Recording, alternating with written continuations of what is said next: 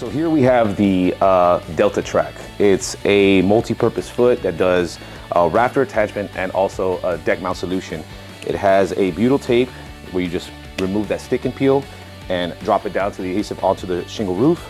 We have this fastener solution. It's a standard number 14 deck screw with a 1/2 inch head. You can either put in all 4 into the deck or pick one side of the alignment. You put in 2 screws straight into the Rafter. This DeltaTrack has some limitations on where it can be placed on this course. There is a serration mark and an identifier here on the track, which is labeled as down, which has an arrow, so we know that this is going to be on the downside slope of the roof. The limitation of the serration mark will be identified to the core shingle, so this is max going down of engagement. The max going vertically up will be butting up this track to that shingle course, and that will be the max going up.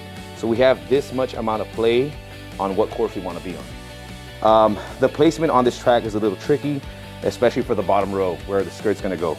So we really want to try to have our track and our mount placement where we try to hide as much track as possible. So for this instance, we have the intersection of the module coming in here.